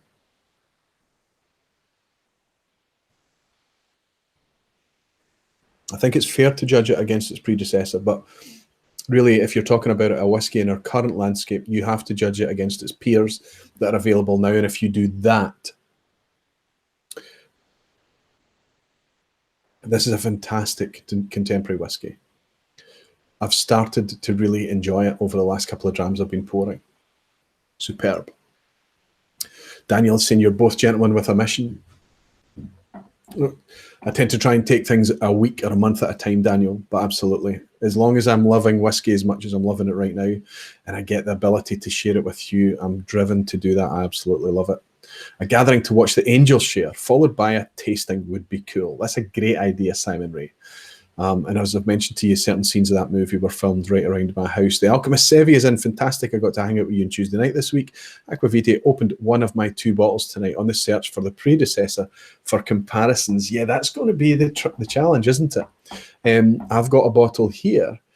I'm not even sure what that's fetching now, actually, at auctions. I don't know if the price has dropped because of the new one or if the price has increased. I'm not sure.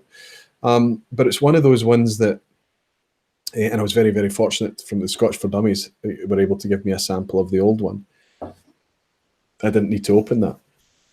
That's going to be your challenge, Sevi, getting the older one to try it against. Or just simply enjoy what you've got in front of you. Reb is saying, Aquavite, I monitor all new single malts being released. Almost all have some kind of sherry cask influence.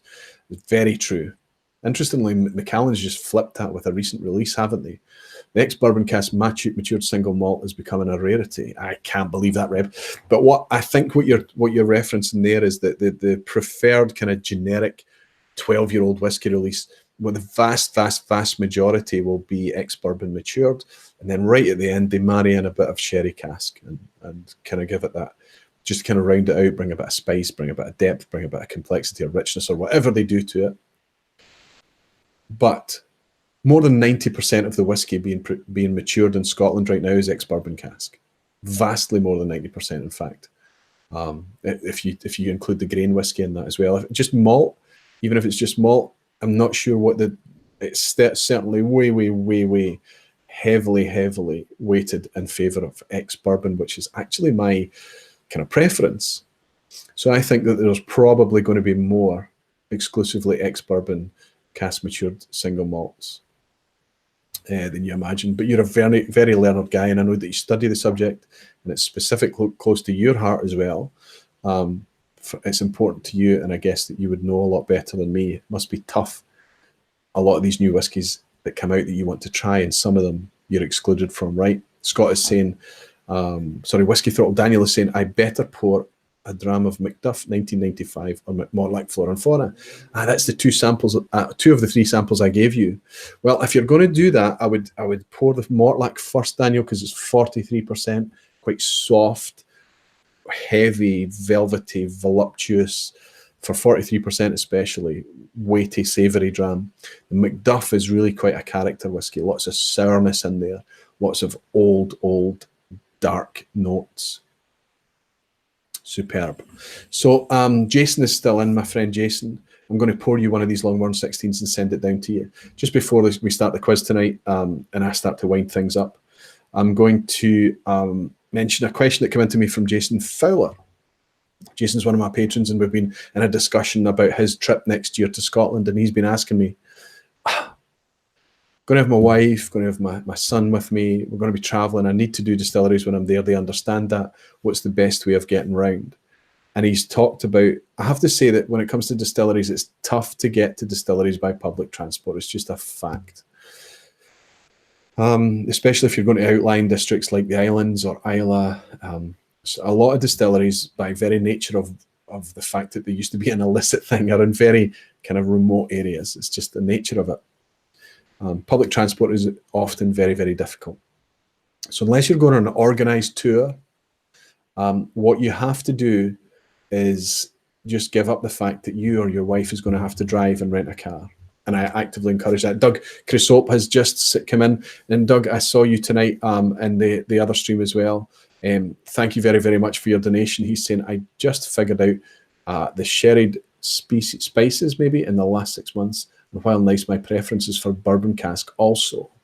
I tend to cycle, right? But right now, and for a long time now, I've kind of been in that kind of ex-bourbon cask. I think it's a wonderful serendipitous thing that's happened just the same as it did with ex-sherry casks, that we've got these lovely, lovely whiskies matured in ex-bourbon casks. I don't like a super active bourbon cask. Find it just a bit sweet. But a refill bourbon cask, loving it. I'm absolutely loving it. Thank you very, very much, Doug. It's a wonderful gesture. Thank you. I tell you where I saw you. I saw you commenting on, I think you are in Wichita for the Dummies thing this weekend. That's where I saw your comment on that video. I hope you have an absolute blast this weekend, and give Bart and Scott a wee hug from me. Thank you very, very much for your donation.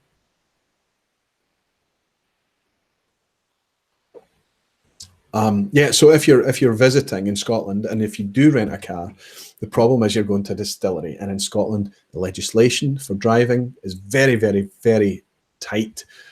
Basically, don't drink at all. Don't even drink early the next morning, because we're very, very strict here now, and I think rightly so.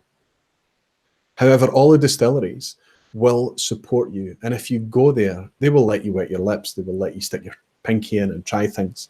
And when it comes to the tasting room, they will fill jars or sample bottles with you. And what I often find is that they are more generous with the drivers. In my experience, they can be very generous with you. And you can take it away with you, and you can remember the experience that you've had that day. You can be back in your hotel, your bed and breakfast, your accommodation, wherever you are, and just relax with the whiskies and just kind of soak up the day with utter clarity and just relax and enjoy the whiskies of an evening. It is a valid option. Jason had asked me that, and as we're going backwards and forwards in the email, I just kind of said, you know what, I'm going to answer that on a live. And Jason, if you're not in tonight, I'll reply on email as well. A hire car is a good thing to do, and most of the distilleries, even on Isla and remote places now, will actively encourage you to mention and admit that you're the driver, and then they look after you. Fantastic. So we have 122 of you still in tonight. Thank you so much for listening to me all night. We're going to slip into the quiz now, unless there's any questions I've missed or I'm missing. Welsh Toro, you're in, my friend. So good to welcome you in again. He's saying, back for more, slugging back a lovely old-style Rioja. You've got your wine face on, have you, Welsh? How dare you? It's a Vina Bosconia 2006. Well, the Spaniard in the Welsh part of Welsh Toro is a wine lover and a sherry lover as well. It's just great to see you in, Welsh. Thank you for joining tonight. Kilter Moose is saying, anyone going to the Glasgow Whisky Festival on a 5 to 9 session? Damn, Scott, you're going in the evening. I am in the afternoon. Most of us are going in the afternoon. Are you going in the evening because the afternoon is sold out?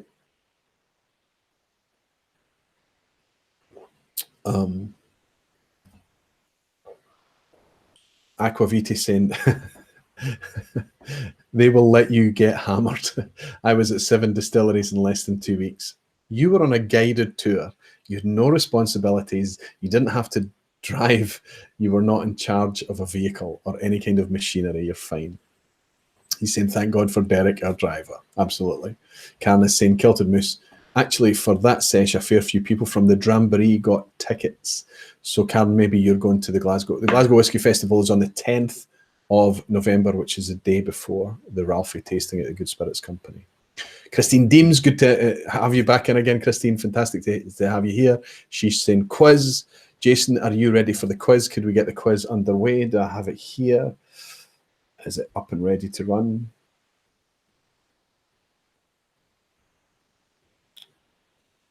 I think it is. Superb. I'm ready to go with the quiz, Jason, if you are, and if everybody that's here wants to stay for the quiz is very, very welcome too. but I do warn you that the Whiskey Rev has had a significant influence tonight. Eric Waite is in. Eric, fantastic to see you, my friend. Hitting the road, heading home from work. I'll be live at 5 p.m. Pacific time. Then I'm packing to head out to Kansas in the morning. Now, I don't know. That's interesting, Eric. I don't know if the Scotch 4 Dummies are going to do their usual Thursday night live, which is middle of the night for us here in European time zones. But Kilted Moose is saying maybe we could all meet up at the pot still. Let's have a wee offline chat about that, Scott, because I think we could be able to arrange something there. And Food Quig is talking about his trip over here next year. Andy, superb to have you in. He's saying I'll be doing the guided tour too, at least of Isla. Yeah, it's just, you're going to absolutely love it, Andy. You're just going to have such a blast when you're over there. The Mash and Drum is staying in for the quiz. Fantastic, Jason. Castmate is saying, quiz, I'll take that, Rev, and fall flat in my face. Sometimes he's very kind. Sometimes his questions are nice and soft. But there's a few questions in the past that I would cut out because maybe because I couldn't get them if I didn't know them or something. I think, well, that's too hard and leave it. But I've just been putting them in recently, and I'm actually often really surprised, as I always are, by the knowledge that's in this community. That so many of you actually get it right, and it's me. That's just something I didn't know. And it's like anything, isn't it? If you know it, you know it. And if you don't, it's guess time. It's a multiple choice quiz, so you've got a 33% chance of getting each question right. The quiz masochist and Greg is ready as well. Fantastic. Jason, let's get question number 1 teed up. If you're leaving now, people, if you're not staying for the quiz, I thank you for joining me for the chat and the hangout. I hope you've been sipping something fine, and I look forward to welcoming you the second Thursday of, I guess it'll be the second Thursday of November now. It's going to be 3 weeks till the next one because I've had to pull this forward, but thank you for joining me. And those of you that are staying for the quiz, pull up a seat and strap in. Share this.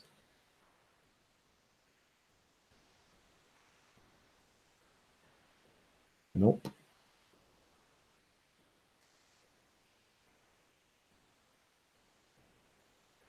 Thought I was ready there, but not. Okay, question 1. Which distillery sits at the mouth of the Margadale Springs? I think that's how you pronounce it. The Margadale Springs, and has a name which translates from Gaelic as Foot of the River. Foot of the River. So the Margadale Springs, that's the water source. I'm going to give you the multiple choice here. Is it Bunnahabhain, Laphroaig, or Lagavulin? Gaelic for Foot of the River from the Margadale Springs. Bunnahabhain, Laphroaig, or Lagavulin. So just say A, B, or C. Now, what's interesting is that some of the independent bottlers, at least one of them, had started to use water source to identify the distilleries when they couldn't use the distillery brand name anymore. And I think I vaguely remember that from a discussion there. But I would have probably been guessing this, if I'm entirely honest with you. Lots of answers coming in already. Christina Zarpoli's in as well. Christina, great to welcome you. And Whiskey Quests is in. You have your own channel, my friend. I picked up something from you recently. Fantastic to welcome you in here. I hope you're enjoying the hangout. Lots of people answering. James Hope is saying Buna. Mashburn is saying B, and B is Laphroaig. Cascode is saying A. Jason Coates A. Ben Marnock A. Adam A. Multi-Haggis Muncher B. So lots of people thinking that it's Laphroaig. Lots of people thinking that it's A. Bunnahabhain. AR is thinking C, which would be Lagavulin. Let's go in. Now remember, you're keeping your own scores. So just if you guess this properly, give yourself a point. As we move on to question 2, I'll tell you what the answer to this one is. Foot of the River is Gaelic for Bunnahabhain, or Bunnahabhain if you're a local. Bunnahabhain is Foot of the River. So if you answered A for Bunnahabhain, give yourself a point as we go into question 2, which is the longest matured single malt Scotch whisky released by G&M, which is Gordon and MacPhail, independent bottler, as part of their Generations range, was a Mortlach. But what age was it? Gordon MacPhail, Generations Mortlach, the longest matured single malt Scotch, was it a 65-year-old A, 75-year-old B, or 85-year-old C? Was that Mortlach? Generations from Gordon MacPhail. The oldest matured they'd ever released was A, 65-year-old, B, 75-year-old, or C, 85 years old. James Hope has said 75, or Andy Arbaggy, 75. Whiskey Quests is saying lol. Ben Marnock, 70. Are you rounding up or down, my friend? Good to have you in, Ben. Good to see you. Twillagers is in again. Fantastic to see you. B. Lots of people saying B. The vast majority think B. Adam Brudner is saying A, as well as Gary Patterson saying A also. A couple of people saying C. John Paul van der Hoven. Okay, let's see. The longest matured single malt whiskey released by G&M as part of the Generations range was a 75-year-old Mortlach. 75-year-old Mortlach. If you answered B for 75 years old, Art Baggy is saying he tried it. I believe that you did as well. Lucky bugger. But I can imagine there might have been some disappointment in that. Was it fantastic? 75-year-old? Brad's Whiskey Journey. That's Brad from, I think you're in, are you in Canada, Brad? I think you're in Canada. He sent me over a virtual dram. He's saying, definitely not a bribe for your kind words about the new podcast. Wink. Seriously, though, we need to get you on at some point. So Brad, Vito, and Josh, three guys from the Whiskey Tribe, have started in earnest to do a podcast inside YouTube. So the three guys are just kind of hanging out and starting to share their whiskey journey on YouTube with us, which is a fantastic thing to be able to do. Guys, I wish you all the very best with what you're doing. I'll not fib. It's difficult. It's not easy all the time. It's not easy to pick yourself up and be motivated and things like that. But whiskey has a way of convincing us. So I wish you the very, very best of luck. And yeah, if there's an opportunity for some kind of collaboration in the future, that would be good to talk about, absolutely. And Arbaggy's saying Aquavite, yuck. So there you go, 75 years in wood. Doesn't always necessarily mean it's going to be a delicious thing, right? It's more of a very, very rare thing. Okay, let's get back to question 3. Many Speyside distilleries once adopted a suffix to boost the perception of their whiskey. What was the suffix? Okay, what did some Speyside distilleries suffix to their distillery name to boost their perception? Was it pure malt? Did they say that they were rare? Or did they say that they were Glenlivet? Was it A, pure malt, B, rare, or C, Glenlivet?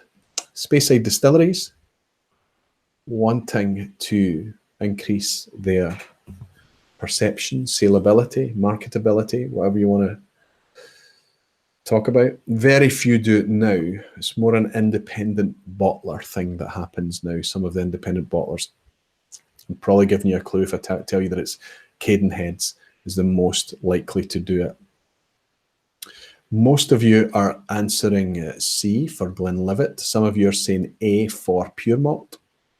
But I'll quickly put you out your misery on this one as I zip through this quiz tonight and tell you that most of the Speyside distilleries called themselves Glenlivet.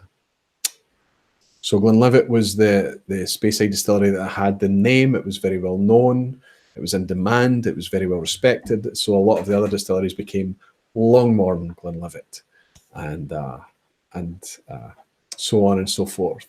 And Cadenhead's independent bottler, they still issue a lot of their Speyside expressions in that fashion. So they will suffix the Glenlivet afterwards. Eventually, there was various legal discussions took place, and it ended up being that only Glenlivet was allowed to call themselves the Glenlivet. So there we go. Question 4 is an image, and I'm just going to leave that up there so you can study it a little bit. I'm just going to ask you, of course, like I normally do, which distillery are we looking at? So as you study that, we can decide whether it's A for Auchentoshan, B for Glenkinchie, or C for Glengoyne. Auchentoshan, Glenkinchie, or Glengoyne? What do you think that distillery is? I'll keep you focused on the image rather than drawing you back to me. Duncan Harmsworth is saying, woohoo, 3 for 3, time to quit while I'm ahead. Got to know when to fold them. That's right, big guy. 3 for 3, good going. Good going so far. What I usually do at the halfway point is ask everybody to throw in what they're at, how they're doing.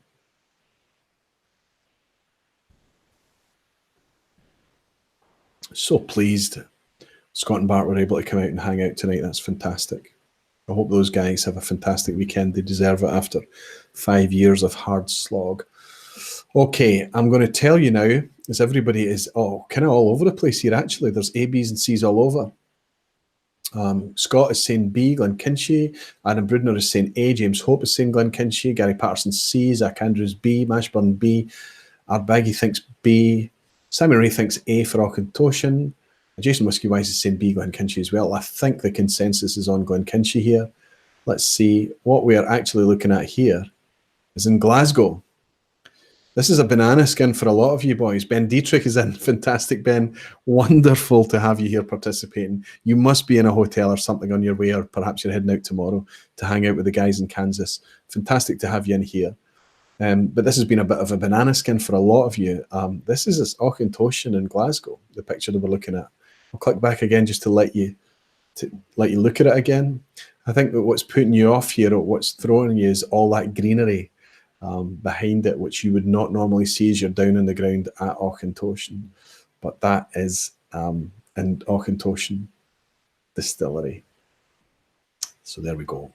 So we move on to question 5, coming up to the halfway point. Which YouTube whiskey channel celebrates its 5-year anniversary this week? So after throwing in a banana skin, I give you an absolute freebie. Now, you have to remember, I prepare these questions well in advance, and I didn't know what the agenda was going to be for tonight's show. Is it Scotch Test Dummies, Whiskey Wednesday, or Scotch for Dummies?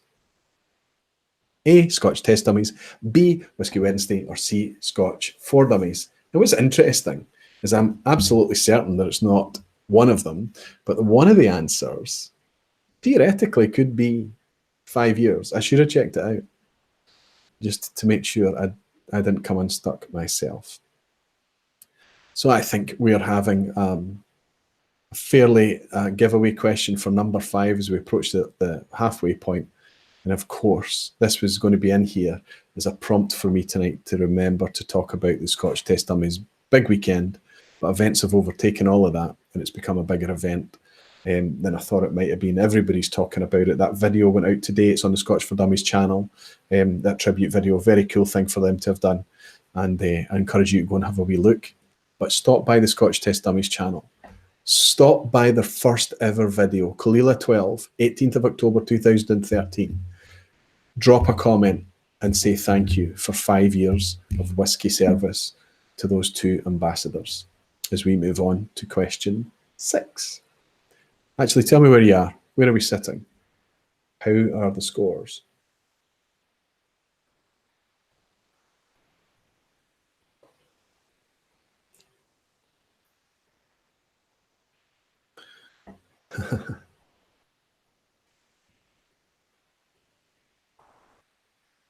Question 6.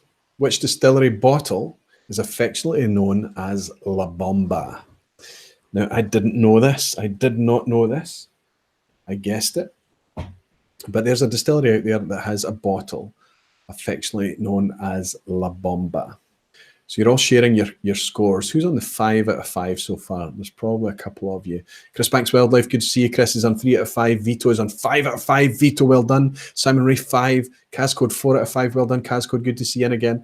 Adam is on 4 out of 5. Ardbaggy, 3 out of 5. Couple of banana skins for you, Andy.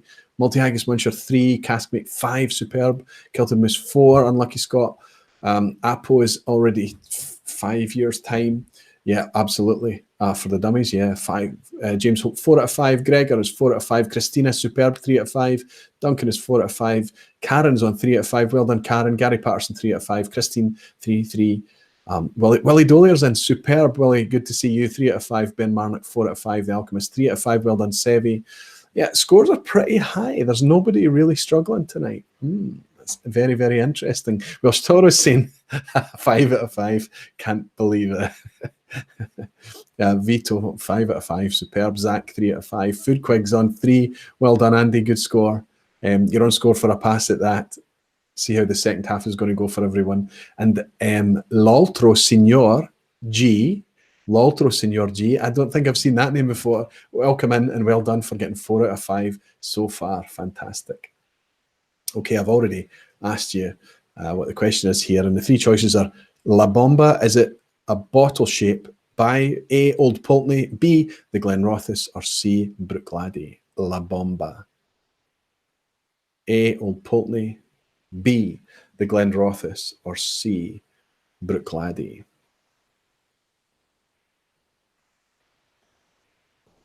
I didn't know this. I guessed it. Twillagers is saying B. L'Altra Signor G is saying, thanks, Roy. You're very welcome. It's good to see you in again. I hope I've pronounced your name properly. K Berry 1249 Sal, have you ever tried Dalmore cigar malt? Yes, I actually have tried 2 Dalmore cigar malts. One a very, very old one, a very old bottling that was absolutely delicious, and a much more recent one that was delicious as well, which is more than I can be said for some of their age statement product, which has left me wanting a wee bit from time to time. Lots of people saying B. Whiskey Quest is saying A. Paul Gibbs is in. He's saying, just come in, chap. Great to see you, Paul. I know it's a wee bit late, but also I'm out of kilter here by going in a middle week as well because I can't do a live stream next week. So I've tried to make it up to everyone by pulling it forward by a week. Paul, great to have you in. Okay, let's see who's doing the La Bomba bottle. It is, of course, the Glenrothes. The Glenrothes, and it's that kind of bell-shaped with the kind of stalk sticking out the bottom that it gets its name, La Bomba, apparently. Question 7. Which famous whiskey writer is said to have given the flora and fauna name to Diageo's distillery bottlings? Now, when I talk about distillery bottlings, I'm talking about flora and fauna. You know the ones that I'm speaking about, the bottlings that are not released as an official bottling in their own right. So they have this kind of batch release thing going on.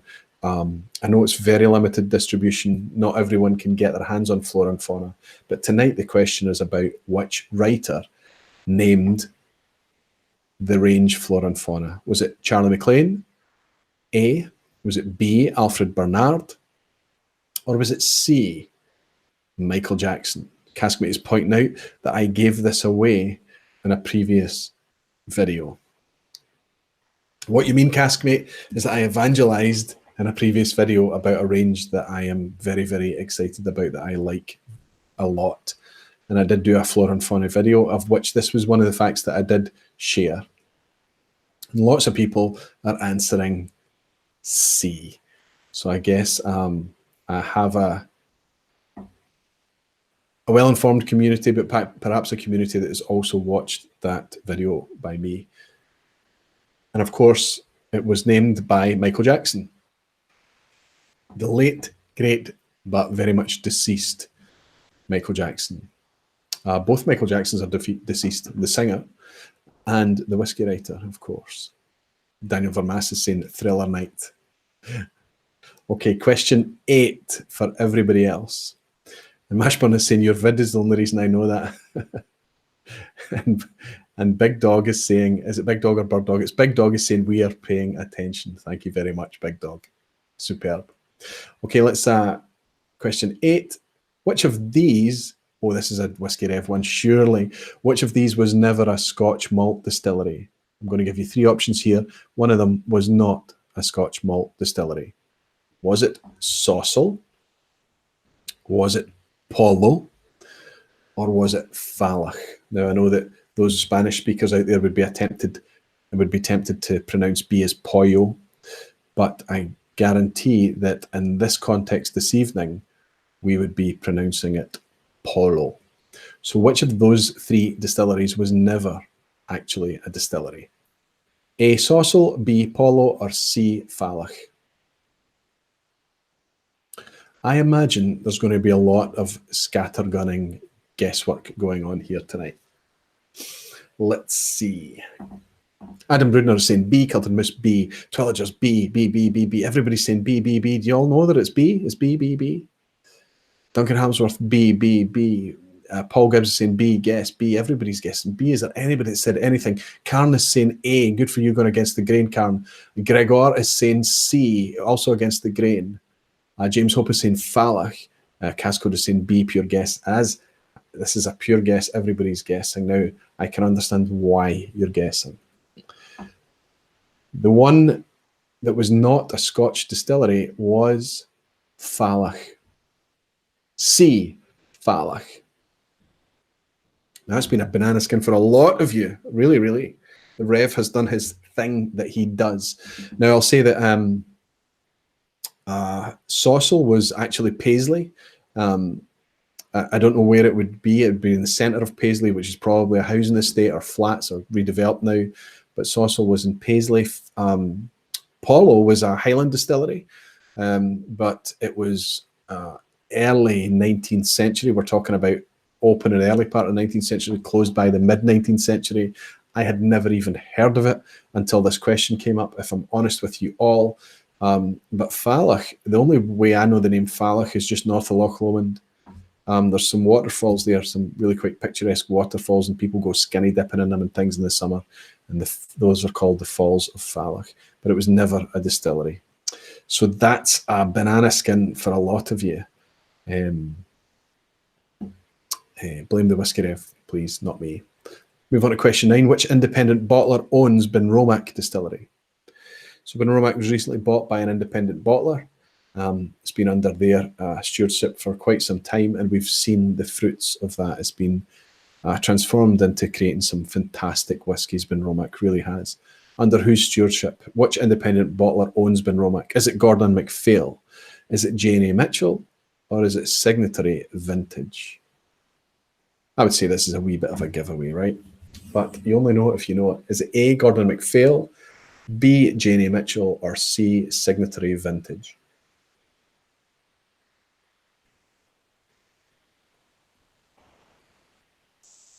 Hoyt is in. Hoyt Hemphill is in. He's saying, easy, G&M. Are you sure after the banana skins that have been out tonight? Yes, and I'll share with you, of course. Benromac is now fully owned by A, Gordon and MacPhail. Probably my favourite, I was really enjoying the 15 recently, fantastic stuff, but my favourite in terms of value as well. They've got a 57% ABV or 100 degree proof version of the 10-year-old. That's fantastic, and it's a great value whiskey as well. Last question, folks, for the quiz tonight. As we move into 25 to midnight. Wow. Which American distillery released a single malt aged in used barrels called Mirador? So we're looking for an American malt whiskey called Mirador, produced by A, Michter's, B, Westland, or C, Balcones. Who released Mirador? Nigel Slynn is saying your pronunciation on the last question, they're not. I don't know what you mean. Did I make a mistake, Nigel? Let me know.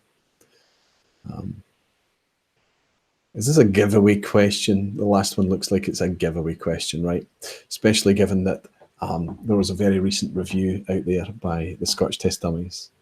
And they enjoyed it very, very much. I have to say, I got to try it when I was over in Texas, and I snaffled a bottle and brought it home with me. It's a cracking, cracking whiskey, and a cracking example of what can be done in Texas at a very young age. And by me mentioning Texas, of course, it is C, Balcones. Mirador is by Balcones. Fantastic. So now it's confession time, folks. How have you got on? What is the scores tonight? Who has punched above their weight? Who has used guessing to their favour? Who did not slip up on the 18th century distillery question? Chris Max Wildlife is saying 7 out of 10. Whoop. Alan Wilson got 8 out of 10. Alan, you star. Arbaggy, pass mark on 7. Mashburn just made it by the skin of his teeth on a 5. Simon Ray, 8. James Hope, 9. Well done, you star. Multi-Haggish Muncher, 7. Karen, 7. Fantastic. Jason Whiskey Wise, 8. Oh, 2 banana skins for you, Jason. You'll be raging. Still a very, very good score. Scott Kilton Moose is saying 8. Boom, my new record. Well done, Scott. Fantastic. Duncan is saying 8. Not bad. Absolutely, it's a fantastic score. Adam, 8. Kazcode, 8. Welsh Toro, 9. Apple is the Geist is on 9 as well. Mosey is on 8. Fantastic, Mose. Good to see you in here as well. Paul is on 4 out of 5. Twillager, 7 out of 10. Christina on a 5 out of 10. 1 more than last week and a pass mark. Christina, well done. Fantastic. Vito got 8. Fantastic. Pegglestrand got 9. Superb. Pegglestrand, fantastic. Gary, 7 out of 10 for his first vPub quiz. Superb. Up Dons. Behave yourself. David Gillen, a new name. David, 15 out of 10, give or take. Good for you, son. Breaking it. Welcome in, David. It's great to have you in. It's great to welcome you here. Tell us your actual score. I'm going to suggest that there's 1 too many at the start of that, and perhaps it's more likely to be a 5 out of 10. Gregor got 9 out of 10. Fantastic. Jason, 8 out of 10. 0 for 2 in the guest questions. Sometimes you have to go with it. You just have to run with it. Hoyt, I mean, you must have joined in late. It says 2 out of 10, perfect score. So I don't think there's anybody. Lautra Senior G said 8. John Paul Vanderhoven, 6. Hot Goblin, fantastic to see you. 7. Guest, most unhappy, well done. It's a good score for guests and solid at 5 out of 5, so 8 out of 10 in total. So Sevi, you picked it up on the back 5. Superb for you. I'm still looking for a 10 out of 10, but there doesn't seem to be a full house tonight. Nobody got 10 out of 10. Maybe because Connor Strang isn't in tonight. I have to say there was a couple of banana skins in there that I think could have even caught out Connor Strang. So listen, everybody, as we roll on close to the 2-hour mark again, I think I've covered most of the subjects that I have to cover tonight. Super excited about November. What's coming up in November? We've got the Ralphie tasting. We've got Glasgow Whiskey Festival on the day before that. I'm going to get a chance to meet so many more of you during the next coming weeks. I know, Dwayne, you're over here as well. Despite me being in Milan next week, I'm hoping that you and I are going to get a chance to at least say hello while you're in the country. There's so many of you coming in and out, and I'm doing my very best to at least meet up and just have a quick handshake. If we can share a dram, so much the better. I'm super excited about the festival though, and the Ralphie tasting. That's going to be a really cool way for us to for so much of the community to meet. Whiskey Throttle is saying, what was the question? Daniel, you need a sleep, big guy. You must be tired. You must be burnt out by now. I look forward to seeing you in the morning. I'm going to come along in the morning and make sure that you're sorted for your trip back home tomorrow. Gary Patter is saying, thanks for your time, Roy. We'll definitely tune in next time. Gary, I look forward to welcoming you then. Casimir is saying, thanks for another awesome vPub. Always a thrill. Superb. You guys are obviously what make it. I just tend the bar, and you have to bring your own booze even, right?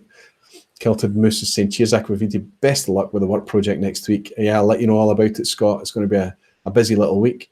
Casimir, I got your question. I'd scroll down, catch James here. Good night, everyone. Thanks, Roy. Thank you, James.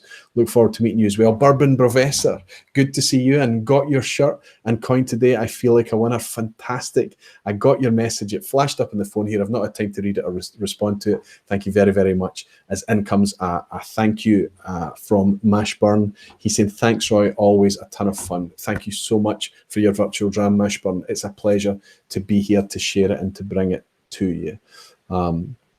Simon Race, thanks, Laurie. Night, everyone. Good night, Simon. Thank you for tuning in once again. Karen is saying, thanks for a superb stream, Roy. Good night, all. Thank you, Karen. Thanks for joining in live this time. Christina, thank you as well. As always, thank you for a wonderful hangout and helping build such a wonderful community. You are the community. You really, really are. This is just an absolute dream, a pleasure for me to be here involved in this. Daniel from Master Aquaviti, best of Daniel. Comments like that, fantastic, superb. David Gillen has said, malt of the month at the pot still, Rock Oyster on me. You star, David. Are you a local? Are you close by Glasgow? Fantastic. Thank you very, very much for that virtual and very real dram. Rock Oyster, malt of the month, fantastic.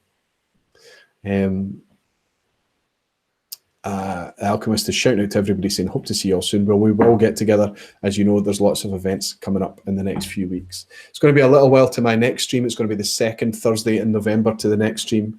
As I've said a few times before, I've had to pull this forward because of how busy I am next week. I appreciate so many of you tuning in despite the disrupted schedule. I want to say thank you so much to the superstar that is Jason Viswani for just being such a good host and wingman, running shotgun for me tonight, moderating for me, keeping everything clean and on track.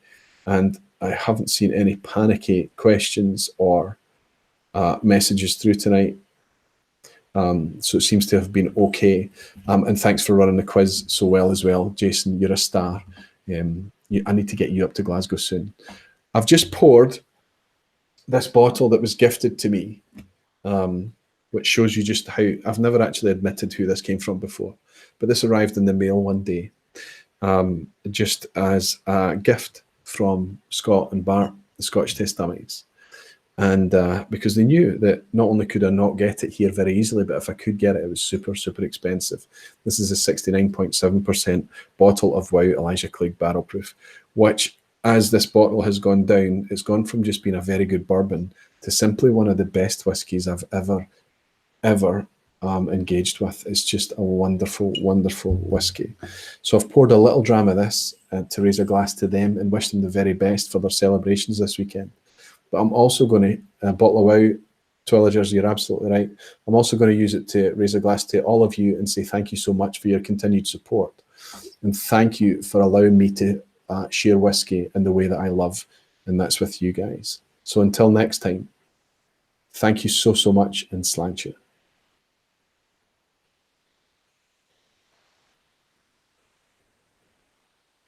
Cheers.